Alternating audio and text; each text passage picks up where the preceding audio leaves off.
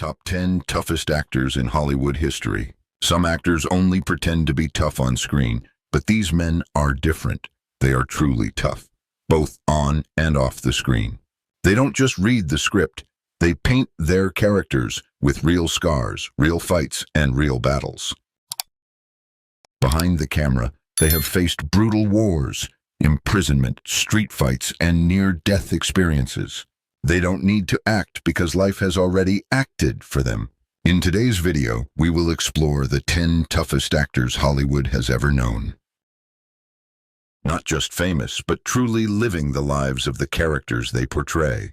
But first, comment below and tell us which classic Hollywood actor you would never want to meet in real life. Because after watching this video, your answer might change. Some wear hero medals, others carry criminal records, but all radiate authenticity through their eyes. Let's begin with a man whose life is the harshest survival lesson. And yes, whether right or wrong, limited or not, this is number 10. Robert Mitchum, a gang prisoner in Georgia at 16, a freight train hopper during the Depression, a boxer fighting under a fake name to earn money. Robert Mitchum's sleepy gaze is not acting, it's a warning. Those scars on his face and his broken nose are real, not studio makeup. Before Hollywood found Mitchum, he was a teenage drifter riding railroads across America. He wasn't seeking adventure, he was just trying to survive. He dug ditches, mined coal, and took any hard labor job to make a living. By the time the cameras rolled, Mitchum had lived many lives filled with tough lessons. His time in prison led him to fame. When arrested for marijuana use in 1948, his career could have been destroyed. Instead, Mitchum shrugged it off, served 60 days, and walked out more admired than ever. He never apologized, never begged. He kept working as if nothing had happened. On screen, he looked like a man who cared about nothing, and in real life, he didn't care either. When asked about his acting technique, Mitchum bluntly said, "I have two styles, with a horse and without a horse." Translation, he never pretended. He was the real deal. Co-stars said there was something unsettling about working with him, not because he was loud, but because he was not. He carried the calm of a man who had fought real battles and felt no need to prove himself to anyone. Director Edward Dimitri admitted, "You don't direct Mitchum.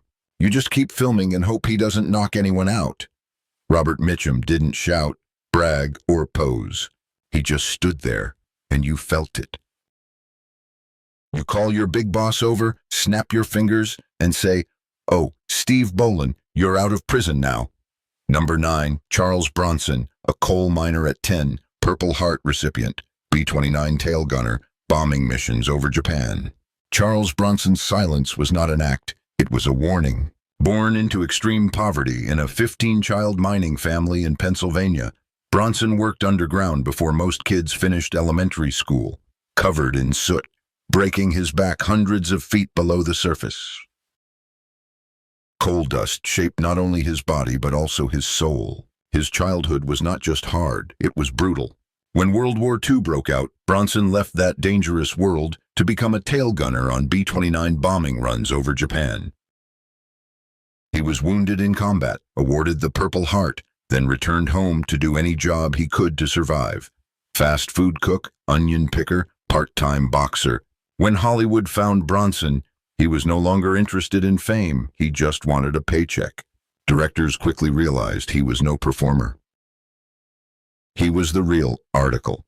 His punches looked powerful because they truly were. He hit like a man who knew exactly where to strike to end the fight quickly. John Michael Vincent, who worked with him in the Mechanic film, said, "He grabbed my shirt in one scene, and I couldn't believe his strength."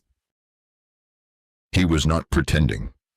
When the Mafia was accused of sending death threats after he tried to commit suicide, the studio sent bodyguards. Bronson shrugged with a smile. "I've lived too long. I've seen too much, so I'm no longer afraid of that." What made Bronson unique was his absolute effectiveness. He would show up, achieve his goal, deliver sharp remarks, and leave. No ego, no game, just a raw presence shaped by a lifelong struggle for survival. Bronson wore no costume. he was the role itself. Every role, and you could feel it. And I believe this: if tomorrow we all wake up and say, "This is my country, and I will do good for it." Number 8, John Wayne. Broken ribs on set, lung removal, stomach cancer from radiation exposure. John Wayne did not just play tough men.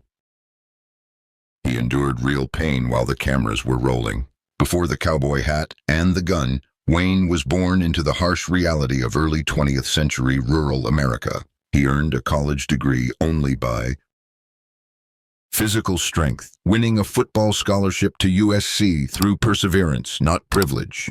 His early years in Hollywood were far from glamorous. He had to move heavy props, set up scenes, and do the hard work no one else wanted to do. His pain tolerance became legendary. During the Alamo, Wayne broke several ribs performing a risky horse riding stunt. Instead of stopping production, he just wrapped himself up, took painkillers, and kept filming. No complaints, only determination. His true strength showed in 1964 when doctors removed a lung and 4 ribs after diagnosing him with cancer. Most people's careers would end there, but not Wayne's. Months later, he returned to stunt work in Sons of Katie Elder as if nothing had happened. The most haunting chapter appeared in The Conqueror, filmed downwind from a nuclear test site in Utah. The production exposed the cast and crew to deadly radiation. Of the 220 involved, nearly half developed cancer, including Wayne. He later died of stomach cancer, likely from that toxic exposure. But he never stopped working, never complained, never slowed down. When director Henry Hathaway suggested finding a stunt double after surgery, Wayne stared at him and said, "Either I do my own stunts, or you find someone else." That wasn't a line from a movie. That was the real man. Even his political opponents respected his courage. Kirk Douglas, who clashed with Wayne on almost every issue, admitted you might disagree with his views, but never doubt this man's toughness. I saw him handle problems that would have sent most men to the hospital. Hello, Mac, this is Rocky. What a surprise, what a surprise. No, I'm no longer sad. One of your boys. Say, "Hey, Fraser is here. He wants to talk to you." Number 7, James Cagney, a street fighter from Manhattan's Lower East Side. Former boxer, 5'5" tall, with explosive power. James Cagney doesn't need height to dominate a room. He just needs to move. Growing up in New York's toughest neighborhood, Cagney learned early that survival meant fighting every day. He didn't box for sport. He trained to avoid being broken by bigger kids. Those street lessons ingrained reflexes no acting school could teach. What makes Cagney's presence on screen believable is the authenticity in his movements. His punches are not slow, staged swings. They are sharp, explosive, and precise, just like a real fighter's strikes. Director Raoul Walsh confirmed this. "Jimmy knows how to throw a punch better than any actor I have ever worked with because he has thrown so many real punches in the past." Cagney's secret weapon in his physical arsenal is not just his combat experience. It is his professional dance training. That unique combination, the aggression of a fighter with the precision of a dancer, makes him dangerous both on and off the screen. He can choreograph violence with the rhythm of a dancer and the impact of a street brawler. In real life, his reputation is solid, not because he imposes himself, but because he is very dangerous when provoked. Bob Hope once said, "Cagney is the kind of man who will knock you down, then help you up and buy you a drink." His toughness never fades with age. It only refines into something more controlled, but no less dangerous. James Cagney has proven that true strength does not lie in size or bulk. It is absolute precision and certainty in every movement you make. I want to say that I am only competing with myself, and I am very grateful to you for letting me win that battle. Number 6, Anthony Quinn. Born during the Mexican Revolution, a professional boxer carrying 2 logs alone at age 46. Anthony Quinn did not just play strong men. He was forged through real hardship, not gym workouts. His earliest memories were not playground games. They were fleeing bullets and witnessing soldiers storming through the streets. After his family fled to the United States, Quinn found himself in the East Los Angeles slums, where survival was never guaranteed and weakness was not an option.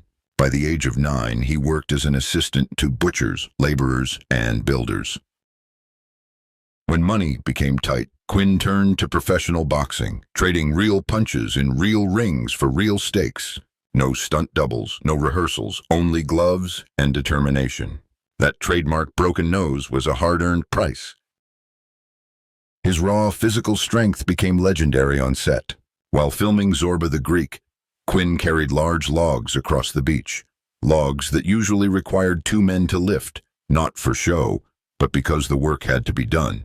In Guns of Navarone, at age 46, he climbed cliffs himself, dismissing all insurance concerns with a wave of his hand. What truly set Quinn apart from other tough guys was his comfort with both strength and vulnerability. He never hid behind a masculine facade. He could cry on screen, show genuine emotion, and still leave you completely convinced. You were certain he could take down an opponent if necessary. That duality came from life experience, not acting classes. Directors knew it, co-stars felt it. Audiences sensed it immediately. Anthony Quinn never needed to fake strength. He simply was that way. I swear by number 5, Kirk Douglas, wrestling scholarship champion, Navy veteran, survived a helicopter crash at 72, recovered from a stroke that nearly took his life. Kirk Douglas never received anything in life without a fight. He fought for every inch. Born into a poor immigrant family, Douglas grew up in a home where food was not always guaranteed. He did many odd jobs from a young age just to support his family. But poverty could not defeat him. It shaped him into something unbreakable. He pushed himself hard to get into college through wrestling. Not theatrical wrestling, but brutal college wrestling where strength and pain tolerance decide everything. When World War II broke out, Douglas joined the Navy, serving on a sub-chaser hunting enemy ships.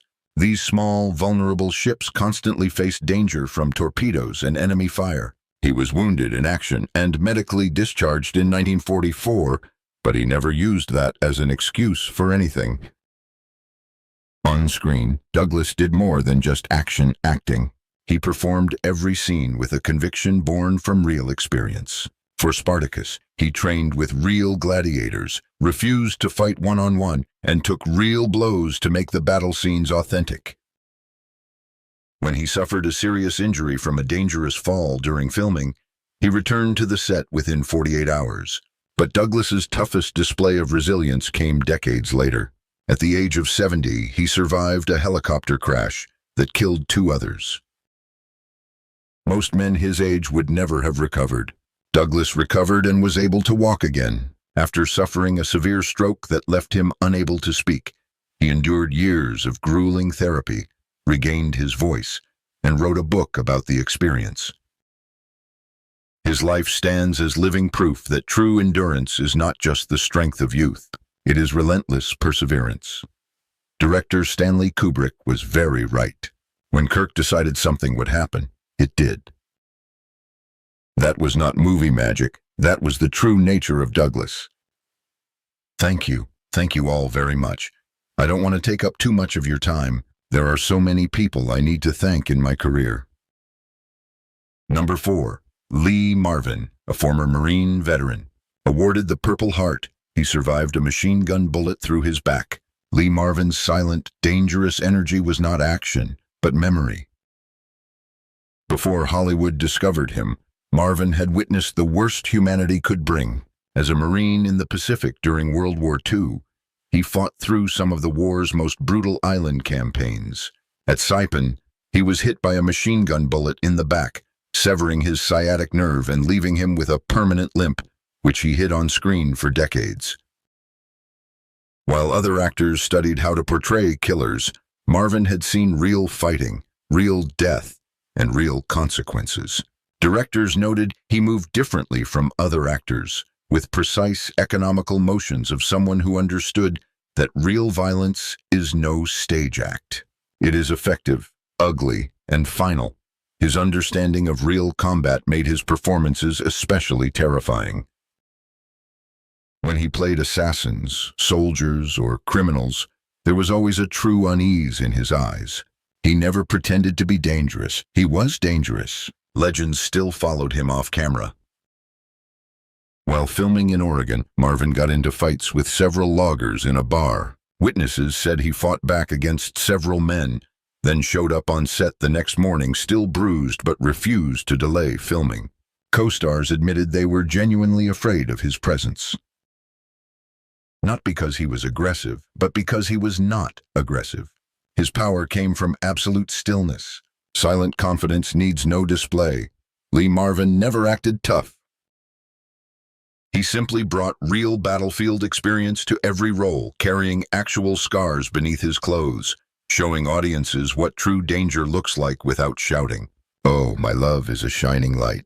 Number 3 is Steve McQueen, a Marine who rescued 5 men from a sinking tank. A professional racer who performed most of his own stunts. Steve McQueen was not just Hollywood's king of cool. He was genuinely fearless in a way that terrified studios and insurance companies. Abandoned by both parents and raised in reform school, McQueen's childhood was a lesson in survival. He ran away at 14, got into trouble, then joined the Marines, where his rebellious nature continued. He was demoted 7 times and jailed for 41 days. Not for weakness, but for refusing to submit to authority. Yet when lives were at stake, McQueen's true nature emerged.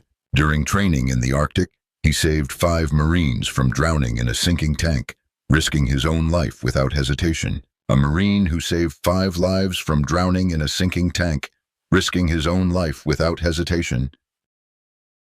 That combination, the unpredictable surprise along with absolute reliability under pressure, shaped his entire life. In Hollywood, McQueen never left danger behind. He relentlessly chased it. He performed most of his own stunts despite all studio objections. In The Great Escape, the only stunt he did not perform was the fence jump, simply because the producer forbade him. While filming the water scenes, he almost drowned during a sand-throwing game.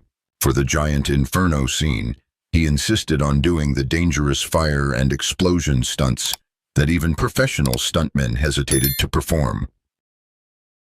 His off-screen passion was not a publicity stunt, but an obsession.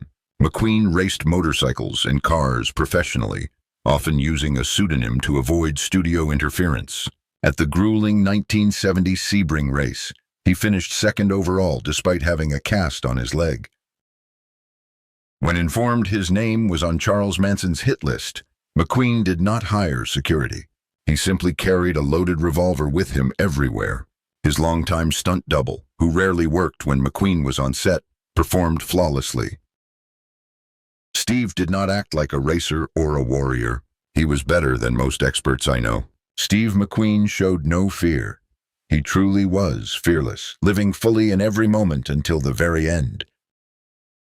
Of course, you must remember one crucial element in that film was Jacquemat, who taught me to drive. The second, Charlton Heston, a World War II veteran, performed with torn ligaments, filmed during cancer treatment after losing a lung. Charlton Heston brought genuine physical endurance to roles demanding superhuman strength. Before becoming Moses or Ben-Hur, Heston was a radio operator and aerial gunner in the Army Air Forces during World War II. Though not fighting on the front lines, his service instilled military discipline and physical stamina that shaped his acting approach. What set Heston apart from other Hollywood figures was not just his massive physique. He completely refused to accept special treatment. Heston performed physically punishing scenes that would have broken most other actors' bones. For the 10 Commandments, he lifted real stone tablets countless times, each repetition causing pain to his shoulders and back. He never complained, never asked for lighter props. In the greatest story ever told, he tore a shoulder ligament performing a stunt. Instead of halting production, he bandaged the injury during lunch and returned to filming that afternoon. His most haunting display of endurance came after working on The Conqueror, filmed near a nuclear test site in Utah. Among Among 220 cast and crew members, nearly half later developed cancer, including Heston. However, even after diagnosis, surgery, and losing a lung, he continued to take on physically demanding roles that would exhaust actors half his age. His motivation was not ego or showmanship. It was a profound sense of responsibility to the work and the audience. Whether playing a prophet or a warrior, Heston brought real conviction and near-defiant endurance to every frame. He did not just portray strength, he embodied it through military duty, raw physical power, and a willingness to endure true suffering for his craft. By the way, I want to add that this is not just my story. This is the story of the 3rd Infantry Division and the soldiers who served within it. Number 1 is Audie Murphy, the most decorated American combat soldier in history. Recipient of the Medal of Honor, he personally killed more than 240 enemy soldiers. If toughness truly had a face, it would not be frightening or scarred. It would look exactly like Audie Murphy, childlike, humble, and extremely dangerous. Before entering the film industry, Murphy endured hell and became more famous than any soldier in American history. At just 19 years old, he single-handedly held off an entire company of German soldiers for over an hour after climbing onto a burning anti-tank vehicle. Wounded and out of ammunition, he led a counterattack that pushed the enemy back. That single act earned him the Medal of Honor. But that was not an isolated incident. By his 21st birthday, Murphy had earned every combat medal, totaling 28 awards. He destroyed tanks, attacked machine gun nests, suffered injuries, and kept fighting when most others had fallen. Military historians estimate he personally killed over 240 enemy soldiers, more than some entire combat units. The most terrifying aspect of Murphy's danger was his appearance. When he enlisted, he stood 5'5" and weighed 112 pounds. He looked like a high school student, not a killing machine. When Hollywood discovered him after he appeared on the cover of Life magazine, security staff on set could not believe this handsome young man was the legendary Audie Murphy. The contrast between his innocent looks and deadly ability made him utterly fearsome. When he starred in To Hell and Back, based on his own experiences, producers actually toned down his achievements because the audience couldn't believe what he had truly accomplished. It seemed too impossible, too heroic. Behind his calm exterior, Murphy was struggling with severe PTSD. He slept with a loaded pistol under his pillow and was haunted by terrifying flashbacks. He was a man I did not recognize. Despite the inner demons, he maintained astonishing control, except once, when a businessman became aggressive during an argument. Witnesses describe Murphy's transformation as instantaneous and terrifying. The man immediately backed down, then admitted, "At that moment, I realized he could kill me without hesitation." Murphy never wanted to be a war hero. He preferred romantic comedies and westerns. Yet every time he appeared on screen, there was an unmistakable presence, a quietness that said, "This man has witnessed things you cannot imagine and survived them." He did not act tough. He was the truest embodiment Hollywood ever had. This guy asked me, "Hey, do you want to be in this movie?" And I said, "What do I have to do?" He said, "Oh, do you want to do more?" I asked, "More of what?" Let me mention Danny Trejo, a modern warrior, San Quentin prison boxing champion, convicted armed robber who overcame heroin addiction. While our list focuses on Golden Age stars, we would be remiss not to include Danny Trejo, possibly the only modern actor with real-life endurance far surpassing those Golden Age legends. Before his face became iconic in films like Machete and Heat, Trejo spent 11 years wandering through California's harshest prisons for armed robbery and drug crimes. Inside San Quentin, he became the prison lightweight and welterweight boxing champion, fighting the most dangerous inmates in the system and surviving. His time in prison was far from protected. He lived among the general population of America's most notorious prisons during their most violent decades. The scars on his face are not makeup. They are permanent reminders of knife fights and prison battles that nearly cost him his life multiple times. What makes Cho's strength truly remarkable is his transformation. After successfully overcoming addiction in prison, he has maintained sobriety for over 50 years while working as a drug counselor. When Hollywood discovered him, he was not seeking fame. He visited a film set to help a young actor struggling with addiction. Unlike built-up tough guys, Cho does not need to pose. When asked about doing his own stunts, he famously replied, "I'm 75 years old. I don't want to be 76 and pretending I'm 35." Actors get hurt, stuntmen don't. That is the confidence of a man with nothing left to prove to anyone. His legendary status among real criminals and former inmates speaks volumes. In neighborhoods where fierce Hollywood men are often mocked, Cho immediately commands respect.